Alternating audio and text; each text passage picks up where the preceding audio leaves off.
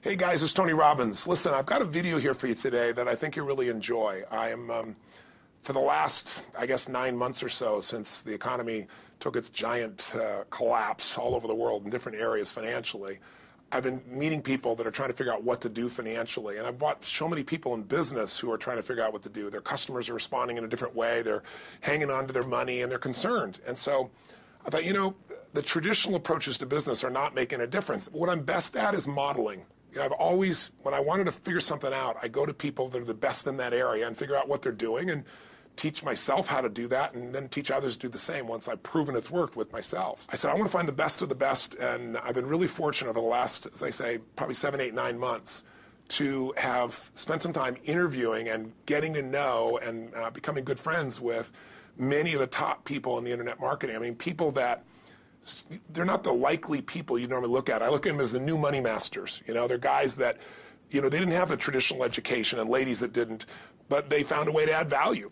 So whether you're looking for, you know, opportunity to figure out how to have a second income stream, or you have some form of business you're considering being in or you're in and you want to learn some tools, I thought I'm going to create some great products for this, but I thought I'd just send you out first a neat little interview that I did with them. These guys called me up and said, can we come by? I'd love to chat with you. And I said, well, we're going to chat. Let's put it on film. So we just knocked around, and what they wanted to ask me was, look, you know, we've spent enough time with you. We know you know how to get people to take action.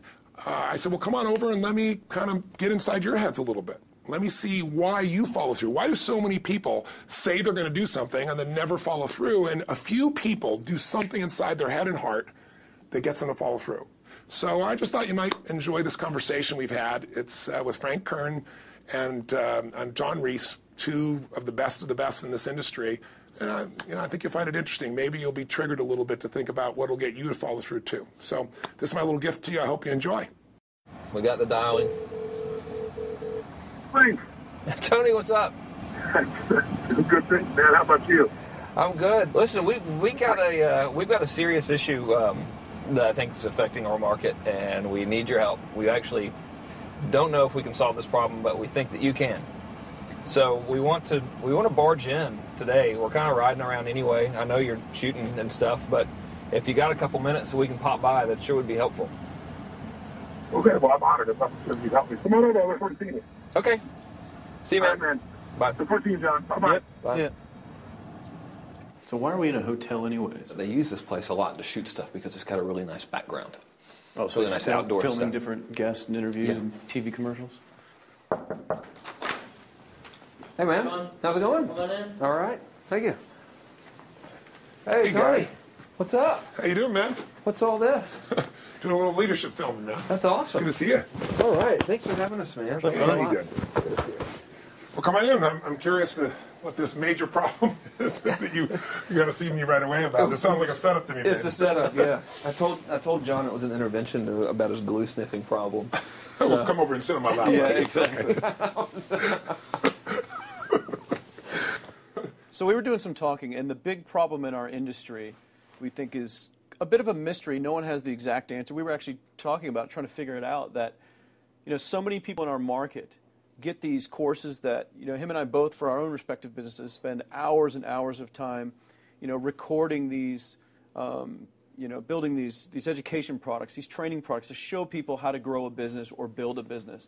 But there's this large segment of our customers in our market that we're in that really don't get results. They don't do anything, or they're just, you know, for whatever reason, it's not for them. It's just, you know, we were just talking about how great it would be if there were just, you know, so many more success stories, right? Like If everyone who actually bought stuff, not necessarily just our stuff, but all of the stuff within our community, if the people who bought it, if everyone who bought it just actually used it, you know, and just followed the directions and followed through, how amazing that would be, like what we would accomplish as a community as a whole if that happened.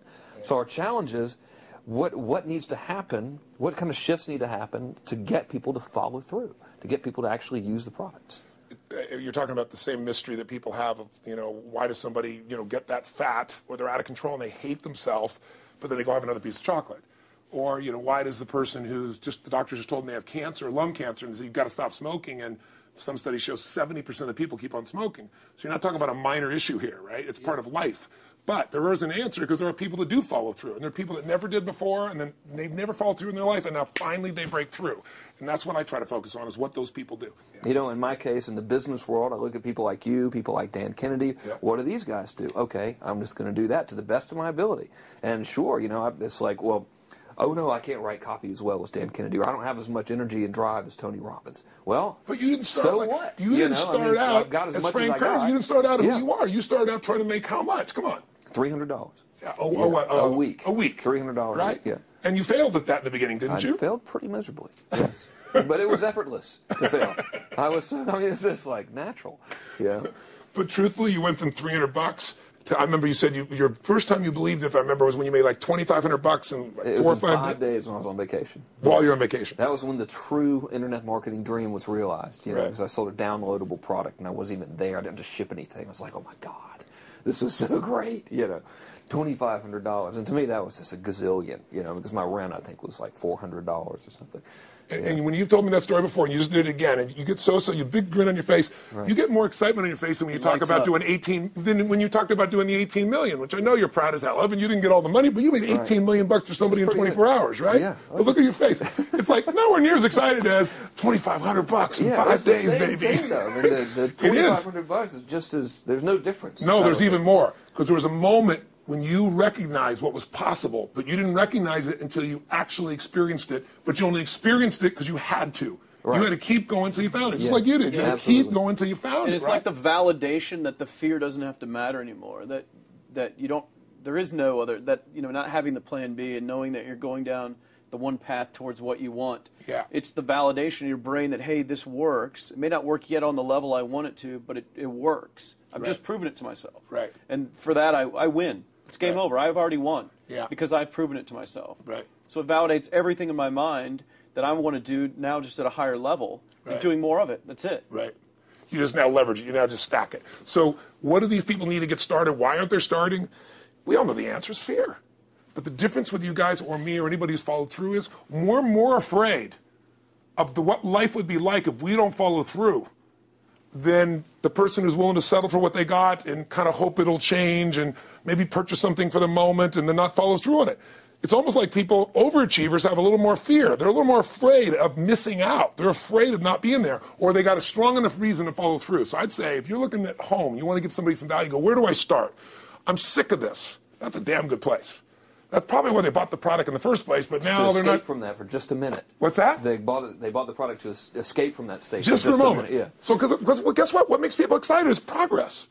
You don't have to be at the goal yet to feel alive again. You have to make progress. And the first step to progress is making a decision and buying the product. But then they don't do the second step, which is open the damn thing up. I think another powerful distinction that you're hitting on here is the fact that a lot of people that have breakthroughs in their lives, like including Frank and I both in different, success stories, situations, whatever you want to call them, is that, people typically hit rock bottom before that must is a reality. You're right. So in thinking of that, because a lot of things as well, like we hear in marketing, like if you had a gun to your head right now and you had to make money in the next, 48 hours, what would you do? And that really resonates with people. But so I just wanted to bring this into the conversation because I think a big part of the market of all these people aren't people that have their backs completely against the wall yet. That's right. Okay, so they're not in a must situation yet. They're in a desire situation where they're okay in their lives. They do have big dreams and ambitions. They do want greater things. But it's not pushing them yet to the point where they will do what it takes to master have the something. Must. So what do you think? How did people go from not having their backs against the wall when they have no choice to say, I'm totally sick of this, to conditioning their minds to go from their situation where they are, which may be okay, to getting something greater? Well, think about this. What pisses you off and what excites you is all relative. $300 a week, no, $2,500 excites him more, that memory to this day, than even the $1 million, he did in his first 24-hour version, right? Or you breaking the 4-minute mile, $1 million. That must have been out of your mind. Tell me about that for a second. What did that feel like? You make $1 million in 24 hours. Nobody in history of the internet's done it. Euphoria. Yeah. It was unbelievable. What was your? It wasn't even about the money. That's exactly right. That's exactly right. It wasn't really about the money. No, it wasn't. I wasn't thinking like, oh, that's how many cars I can buy. No. It just wasn't. It was just breaking through like another barrier of progress. So at that point, it wasn't about your back to your wall. at that point, what it was really It was about. a further point for my fear, is what it really was. Further point for your fear, and for some people, and I think in some cases, it's also a recognition of who I am and what I'm capable of. So for somebody whose life is already great, this is about, what if I could take on another skill that could create more freedom for my life? And just saying, I'm not having to go out and try and do it all perfectly right now. What I'm going to do for the next 8 weeks, I'm going to create a little ritual. I'm going to do one thing a day to condition my mind, right, so that I get strong, so I follow through. I'm going to read something. I'm going to listen to something. I'm going to immerse myself. I'm going to go for an intense jog, or I'm going to go lift weights, but I'm going to do it consciously to get in a state where I'm going to follow through. That's number one, because people follow through when they're in state. Second, I'm going to get clear about why this is a must for me. It's not because my back's against the wall, but because I want to master an area of life that could create some freedom. I'm not going to master it overnight, but I got the system, I got the plan. I'm going to do one thing a day. I'm going to work on one subject a week. This week's going to be about figuring out what the right product or industry is. Next week's going to be basics of building traffic. And each week I'm going to make a little progress, and I'm going to get to a goal, whatever that is. I'm going to make $1,000, my $300 in a week. I'm going to get to my $2,500. That first $2,500 is the most excited. Unbelievable. The first $300. I remember It's the most life-changing, too. It is the most life-changing. I remember I was supposed to be a truck driver, making $24,000 a year because I'd be making the most anybody in my family had ever made. How'd that work out for you? Yeah, real well. Thank God I'm not driving a truck, right? I think you could pull the truck. I figured out I could pull it with my finger. finger, man. I could do it with my teeth. I could pull it with my teeth, right? 36 grand a year was the goal. If I could make 3 grand in a month. When I did that, I was out of my mind. And then it was like, could I make 10 grand a month? Then it was 10 grand in a day, then 100 grand a day. Then could I make $1 million in a day? I had a day where I made $400 million in a day. The stock value of the company I took public, my personal stock. But it was probably after I did it, though, so it doesn't really count. I'm just joking with you. You're right. People don't remember who's first, Tony. 400 million, $1 million, yeah, it's all who cares? the same. Who cares? No, I'm not saying that's it's brag. amazing, though. I'm not saying no, brag. of course. It's because they told me when I was on stage, I had this audience of about 15,000 people at the Continental Center. It was during a stretch break. I was doing what I loved, rocking the house. Everybody's going crazy. And they go, the stock's worth $400 million right now. I was like, wow, that's cool. It's like, okay, I don't want to sound stupid. It's like, what's next? And I went right back to what I loved.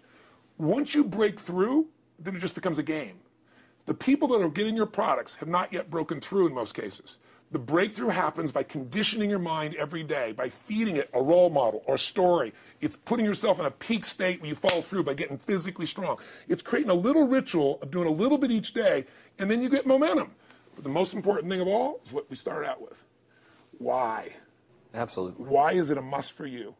It doesn't have to be you're against the wall, but it has to be something you're hungry for, because the only difference in people is hunger. And if you're not hungry, get around people that are hungry and something will hit you. You watch a conversation, you get around people that are doing better, and all of a sudden you start going, my life sucks. I remember I went to a guy in L.A. He's one of the most multi-billionaire guy, I'll never forget. And I lived in the Del Mar Castle, and I was really proud. That was like the symbol of me having taken myself from being poor to providing for my family this great place. It's built from castles in Europe overlooking the ocean, not far from you. And I went to this guy's house. He's a billionaire. He took me down to his wine cellar. I don't even drink wine. Went through this whole thing. At the end of the night, I was depressed. I lived in the Del Mar tenement, as far as I was concerned. I really was. I was like, I live in a crappy place, and all my standards changed. All of a sudden, I wasn't willing to settle for living that. All of a sudden, my back was to the wall in a different way, because as a man, I knew I was capable of more. So people can change their standard by getting around where it's better. People can change their standard by getting associated with what's true, like the bills they got to solve, the problems they got to do it. Or they can do it because they're excited, because it's something new they want to take on. Everyone's different, but they got to find the why, and they got to come up with some daily rituals to get them going, and just do a step at a time. That's where you get momentum. Awesome. That is awesome. So, think about what's the holy grail between somebody taking action or not. It's one word: certainty. When somebody is absolutely certain, the common word is believe, right? But, you can believe at a general level, or you can believe with certain. When you're absolutely certain that if I do this, it's going to get that result, and that result's going to change my life, you'll do it. When you think it absolutely is not going to work, you're never going to do it. The middle no man's land of maybe it'll work, maybe it won't, that's the piece that kills people, right? So if it's a must for you, you got to make it work, right? In our case, right? That's an example. If it's not a must for you and you're not sure, you don't know what to do. So years ago, I'd look around and say, okay, how do people get themselves to follow through that haven't been following through? What's the difference? And I started interviewing hundreds of people, literally, and eventually thousands, because I had thousands of my events. So I'd ask the group to give me their feedback. And I came up with this model. It's like the holy grail of belief, or the holy grail of momentum. It's like the difference between what makes the rich get richer and the poor get poor, right? And the difference we all know is mindset, but like, how's that built? So this is what I did. I created stupid little 4 little boxes, and I'll scribble it here for you. You think about the first thing that determines whether you can do something or not, and I put that in this first box at the top here on the left side, and it's potential. Like, what's the potential of a human being? Like, when you guys started, you proved something no one had done in history. You ran the 4-minute mile, right? For golly knows how many centuries, they're trying to run a 4-minute mile. Roger Bannister does it. How did he do it? Do you remember? You did it in this industry, right? You made $1 million in a day. No one had ever done that in history, right? After you did it, a bunch of other guys were doing it because it became possible. Roger Bannister didn't just go physically practice. He made a shift in his head. He practiced in his head because he could never achieve it physically, so he had to change in his head first so that the result became certain enough he believed it, and then his body got him through. After Roger Bannister ran that 4-minute mile, within 2 years, 37 people ran a 4-minute mile. Wow. When no one in history had ever done it. Now, here's how it works. The potential for anybody getting your product is extraordinary. They can do what you've done as much, more or less. They can do whatever they want to do. The potential's there. The market's proven that. Whether or not they tap into that potential has a lot to do with what action they take, which is the question you came to me with, right? Like, you know, God, they all have potential, but they're not taking action. And we all know that the action they take is going to determine the results they get. That's pretty obvious. So most people have a belief about what their real potential is no matter what you tell them. And that affects how much action they take. And of course, that affects the result. And then ironically, that result reinforces their belief. And then that belief affects it. So I'll give you an example. Let's say a person has unlimited potential, we all agree. But they take little action, little results. Why? Because they have to start with a problem with their belief. They don't believe it's really going to happen for me. Maybe for Frank Kearns because he's got the cool hair and stuff, or maybe it's for you because you're so driven, but it's not me. Maybe Tony Robbins because he's a freak, got these big teeth. Whatever their thought process is, right? They got this thing, right? But what happens is, if you believe that there's very little potential, how much action are you going to take? Nothing, little. And when you take little potential with a little action, what kind of results do you get? Lousy little results. And when you get little results, what does that do to your belief? You go, see, I told you this was a waste of time, told you this wouldn't work. And then what happens? You tap even less potential. You take even less action. You get even worse results, and your belief gets even weaker. And this sucker feeds on itself until you are in a downward spiral. It's poisonous. It's poisonous and it's self-fulfilling. Now, what if something could happen that could come along and fill you with a sense of absolute certainty? Not like I believe, but where you know. In you guys' case, mine as well, we knew because we had to. Because we burned the boats. There was no other option. We had to find a way. We weren't going to live that way. We all did it in different ways and for different reasons, but in essence, that was it. If you get yourself in a state of certainty that this is going to work, I'm going to find the way, and if this doesn't work, I will make the way, then you tap a lot more potential. And when you're certain in your potential, you take massive action. And when you take massive action, you really believe in something, you get great results. When you get great results, your brain goes, see, I told you I was a stud. I told you this thing would work out. Now you're even stronger. You tap more potential, take greater action, greater results. That's how you went from $300 in a week to $2,500 in 5 days to $100,000 in a month to $1 million in a day. Same thing with you. And we get momentum. That's why the rich get richer and the poor get poorer. Now some people go out and they go, well, I'm going to take a bunch of action. All right, I'm going to open this product. I'm going to try it. And they'll say to you, I even did it. But it's like a salesman who goes and knocks on the door, and he knocks on 100 doors and says, you don't want one of these, do you? Yeah, exactly right. You know? And even if he doesn't say it verbally, his face says it because he doesn't believe it's going to work. So his voice, his body, the execution is so weak. Maybe if he talks to 100 people, somebody's going to buy out of pity. They don't want his kids to starve, right? But he's not going to get the result. So the core difference in people is how do you produce certainty when the world isn't giving it to you? You go out and you try. In your case, you're 100,000 in debt and nothing's working. How do you keep yourself going? The way you did it, the way I did it, the way you're doing it, we may not have done it consciously, is we didn't change our potential. That was there. And it wasn't even taking more action. Taking more action with a belief it's not going to work, it's not going to change anything. We got results in our head that made us feel certain as if it had already happened. True or false for you? True. Right? So give me an example so people know I'm not just making this crap up.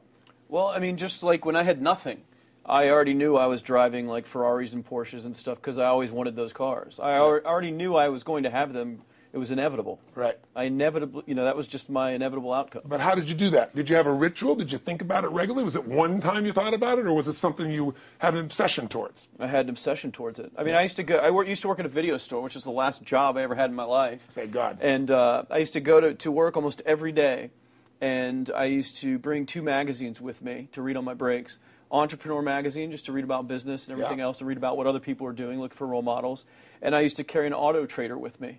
And I used to look at Porsches that were for sale. Yeah. And people always used to ask me, what are you doing with that Auto Trader magazine? I'm like, well, I'm just picking out the Porsche that I'm going to buy. Right. When Which probably got you a lot of crap. I did. People made fun of me. Sure. I actually had a boss at that job tell me, you really shouldn't do that to yourself, John, because it's very, very likely that is never going to happen. That it's very likely that you're never going to have that car. Yeah.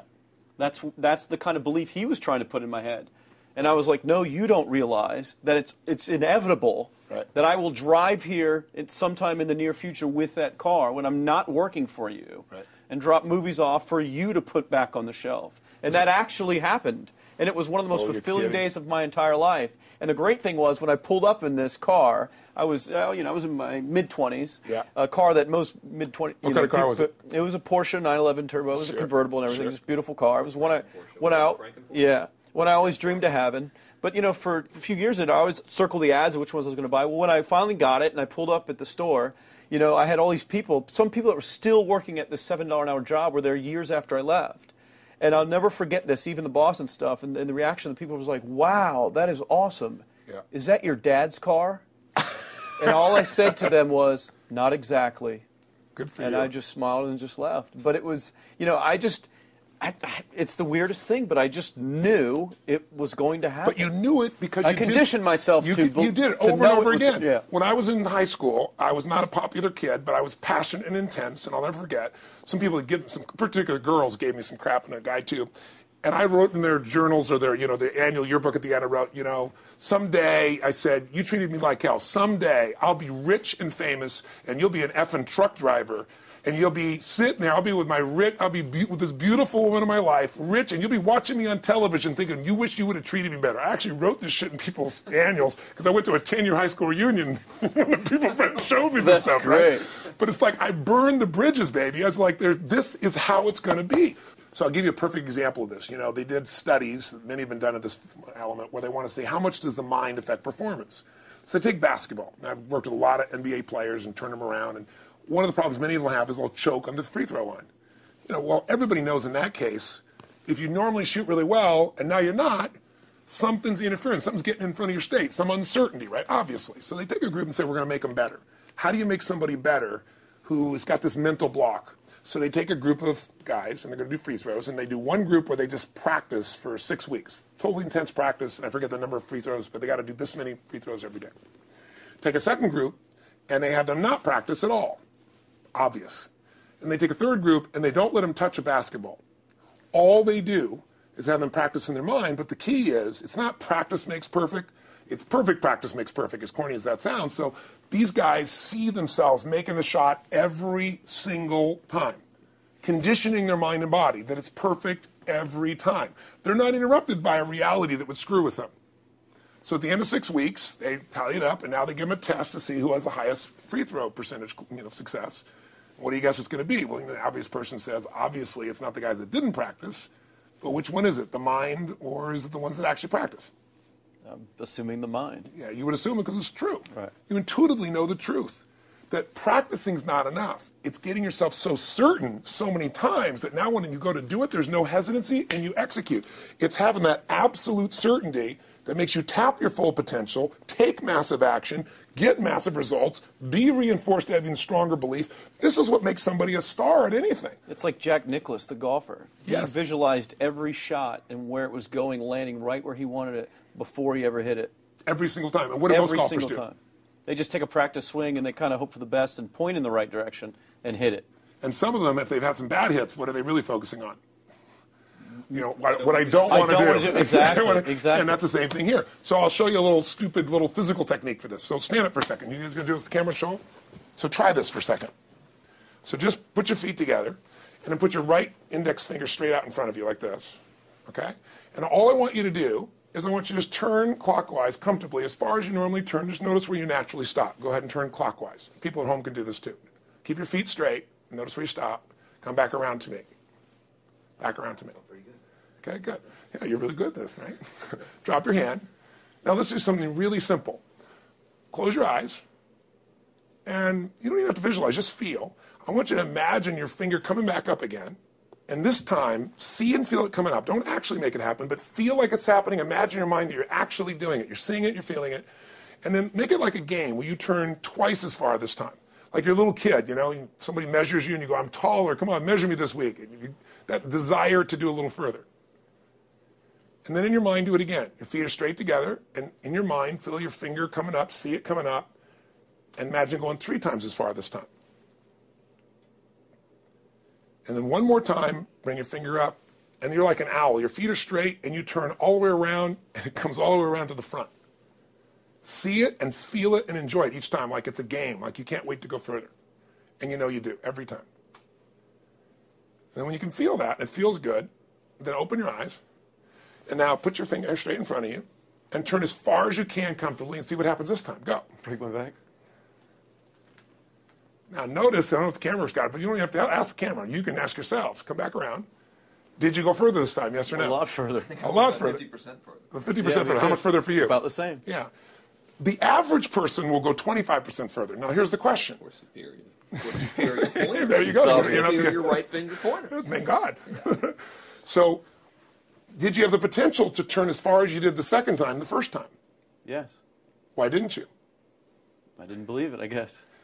We have beliefs about stuff we don't even know we have beliefs. You have an unconscious belief about how far you can turn comfortably. The first time I did it, when I pointed straight back, Yeah. I thought I probably shouldn't even go that far, like it was going to hurt me or that I wasn't capable of going any farther. It's like, and how much further did you go this time? And the camera knows pointed over there. That's about exactly over there. right.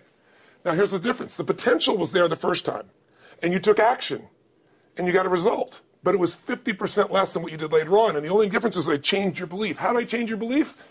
We didn't work harder on your potential. We didn't take more action. I got you to see the result in advance. I got you to see it vividly 2 or 3 times. That's all. Of going further, and then your brain went, oh, I know what to do. Boom, it went there. Isn't that what you did by looking at your cars every single day and envisioning it? I mean, isn't that what you did when you created whatever the vision was? It was $300, $2,500, $1 million in a day? Yeah, that's what's missing for these people. They're not getting that execution is everything, but it doesn't happen if you don't get the psychology set of a state of total certainty. And you just change that 50% in 3 minutes worth of visualization. And visualization is only one technique. Because I was like losing my balance with my eyes closed, but I was kind of like lopsided, so I got one good visualization in. The rest of the time I was like, I sure hope I don't fall down on camera with my eyes closed. It's going to look really dumb. I'm going to have to do it. So you don't even have to be good at visualization. You can still get the improvement. So I want you to get, you ask the question, what is that difference in people? This changes people's certainty. People are uncertain they're going to succeed. They want it, but they're afraid.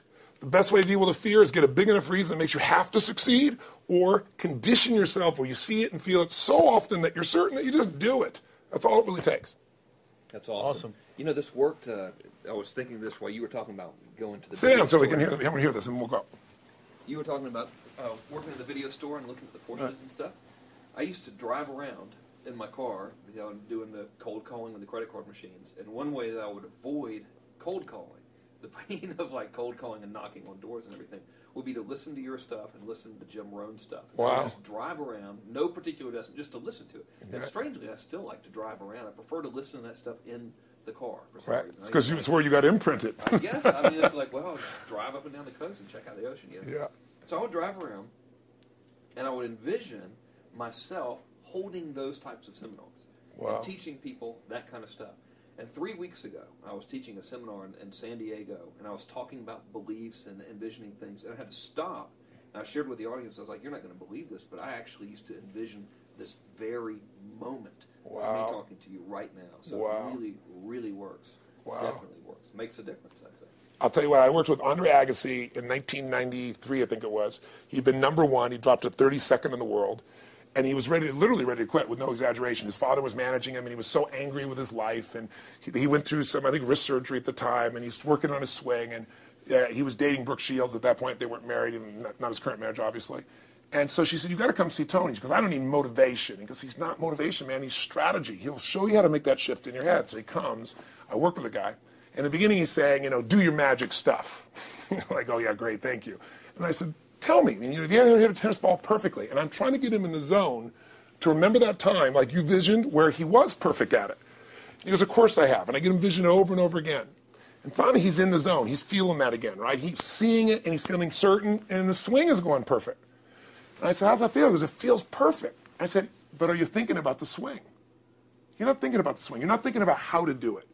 You're just seeing the result you want so vividly that it's there. So all I did was train him how to go in that state over and over again. He won the next weekend. The second weekend he came in second. Within 6 months, he was #1 in the world again. And he gave me unbelievable credit. But all it was conditioning the mind. You did it with tape, so did I. We were just talking about this earlier, Pam and I. I used to go when I was 17 years old down in downtown Los Angeles, this place called Night Education, K-N-I-G-H-T, like at the night. And I'd save up all my money, work as a janitor, and I would get these tapes and listen to these things over and over and over again. I went there for years, and I didn't have enough money, and I leveraged everything I had, but I knew how to train my mind. It's the one thing I knew how to do. This man's name is Mario. I saw him in his 80s. You know, he obviously knows how my life turned out and was very proud of the role he played in that process. He used to tell people the story. This guy's the real thing. He didn't just start out this way. This is how Tony did it. He listened to these tapes. He conditioned himself, right? This is the real stuff. He passed away a few years ago. I'm calling his house, and he passed away, and his daughter was there, and she wanted to share with me that how I touched his life and so forth. But the best thing was, I thought, you know what? I want to get those tapes. I want to get that stuff that conditioned. You know, I want to go back to that moment like you did of, you know, that moment was visualizing, now I'm living it. And she said, he left all this in his will to you. So I have all these tapes now that are from the time when I originally went through, and like I'd go to sleep and I had these sleep tapes that conditioned my mind to believe that I could succeed even when I was sleeping, or to build energy in my body. And anybody who wants to succeed has got to know it doesn't just happen. You can buy a product, but you also, with that product, have got to condition yourself. You got to make it a must, and you got to get a ritual. And if you do it, whatever you used to dream about you thought was so huge, you'll just live it. You'll live it like you lived this yesterday. Like we're all living the life that we envisioned because we had to, and because we played this game with our head. We got the belief to be real by seeing it enough times and feel it enough times till our brain believed it, and then it made it happen. Which raised the potential, which made us take more action, which got us better results, which raised our beliefs again. That's right. And then that's why the rich get richer and the poor get poorer. So instead of bitching about it, change it. And this is how you change it. It's like a self-fulfilling prophecy. Completely. It's pretty easy to change. Just that one simple exercise was amazing. I'm still like, holy crap, you know, I wonder what else I can do now. But look what most people do. Most people do the opposite of that, right? They get the product or they think about doing it, and what do they envision? It not working. That's right. The excuses. So they envision it not working. As soon as they envision it not working, they feel uncertain. As soon as they feel uncertain, how much potential they tap? Little, if anything. And so they send back your product, and they listen to the damn thing, you know? And guess what? What does that do, by the way? They make that as another lousy result in their life. I didn't even follow through on that, and they believe even less. This process is the holy grail. It's where the whole game changes, and anybody can do it, and they can do it in a few minutes. And if they do it a few minutes each day, then they get a different life. They do it a few minutes one time, their life changes for the day. We're defined by our rituals. Everybody's got rituals, certain things they do every day. And what we three have in common, and anybody that I know of who has a life that they're living that was once a vision, is we saw it again and again and again, even when it didn't work, even when you lost 100 grand, even when I'm working as a janitor. There's something we would not give up on. And if somebody watching wants to change their life, they got to decide what they won't give up on and then put themselves in the state of momentum by a couple little rituals. That's all it takes. And I think especially when it comes to anything related to making money, like making money products or promises or courses, people are so inundated with scams and all this garbage, true garbage, that, you know, their natural thinking is that they're so skeptical. It's like they fall into the conditioning of, well, if anything's ever going to work, that thing has to prove it to me before I believe anything. So when they go to approach the thing to make more money with, they're like, well, I'm starting at zero, and this thing has to prove to me that it has any potential at all before I believe that it will. Don't you agree with that's the case? Unfortunately, I agree it's the case, but here's the truth. When somebody says to me, in my business, even more, because a lot of people think I'm a motivator. I hate that term. That's never been what I've done. I do believe in energy, and I'm passionate. You know, they see 10,000 people in a room rocking, they go, oh, he's motivating them. I believe in peak state. You get a top athlete, you get in a concert, and you get in state, right? The problem is, to defend themselves so they won't be disappointed again, they lower their expectations. So someone will say to me, well, I'm skeptical or I'm pessimistic. And my response to them is, no, man, you're gutless. It takes no guts to be skeptical. You don't have to have any capacity to be a critic. And now with the web, you don't even have to own that you're the one being the critic. You can burn somebody and, you know, anonymously, right? I said, you know what? It takes guts to believe. And if you think something's going to do it for you without you putting your guts on the line, you might as well forget it right now. So this idea that I'm skeptical or they got to prove it to me, it's the biggest lie. What that really is your fear talking. You're so scared of failing, you don't even want to get your hopes up. And if you don't get your hopes up, you might say, well, what if they get their hopes up and somebody gets disappointed? How many disappointments have we experienced in our business careers and in our lives? The difference is some people take disappointment and let it destroy them. Other people take disappointment and let it drive them. And you get to choose. Are you going to turn this thing into why it didn't work and a bunch of stories and excuses, or are you going to take this thing that didn't work and figure out what are you going to do to make it work? And it may not happen the first time, the second time, the third time, but the people that are relentless find the way. And it's the common denominator in all these guys that are kind of our friends or family, money masters, the new money masters is they all did it with will. Nobody here inherited this stuff. Everybody figured it out. And keep figuring it out. And it's going to keep changing. And you say, you know what, 1% of 99% of the money being made is being made by 1% of the people, because only 1% of the people will condition their mind and condition their body and follow through some daily rituals. The rest will tell a story about why it didn't work, how it wasn't their fault. And you got two things in life. You got results or you got a story, And too many people think that 1% is somehow entitled to it, and they're not. Which is, it's just all in the head. It's all in the their head. belief. It's all in the head. Which can be changed with some conditioning. Basic conditioning. You just proved it to us. That's fun.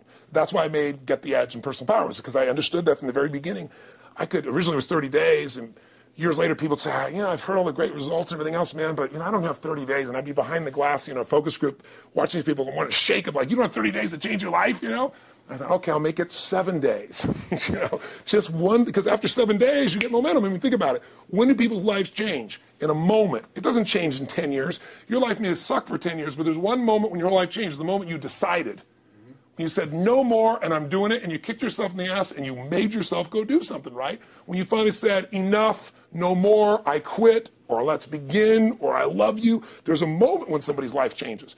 And that can be gotten in a couple of days. So people watching don't have to wait until they've mastered everything. They got to get started and do what's next and just put themselves in a state where they start making some progress. Well, there it is. I think that's the answer that can help solve that problem with a lot of people. They'll just pay attention to it and do it.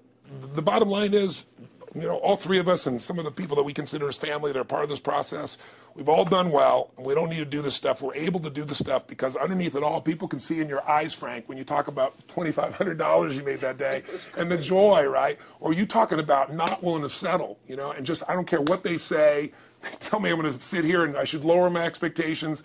I'm going to be driving my car in here and they're going to be delivering a video to me. There's something inside of every human being that will make it click. That'll make it so that today is not like yesterday and tomorrow will be different forever. And that process is an emotional hook. And what I hope is people watching this stuff, maybe something in here will piss them off enough or remind them of something or say there is a plan and it isn't just luck. And if I just get my big enough why and I get a little system for conditioning myself, and if I start to feel overwhelmed, I just do one next step. And I keep learning and keep moving forward, I will get there. If we accomplish that out of this conversation, then this conversation was kick-ass and fun, not just for us, but it'll be something that we'll be really proud of a long time. Whether that happens or not really has nothing to do with us, but whether or not people take it in as real and do something with it. I hope they will. I think a lot of people will. I think they will. Thanks a lot. I think it was awesome. Thank you. That's what I appreciate it. Your shoot here. Yeah, go back to the next one. Yeah. Thanks, guys. Thanks. Yeah. Thank you. Appreciate it. Really appreciate it.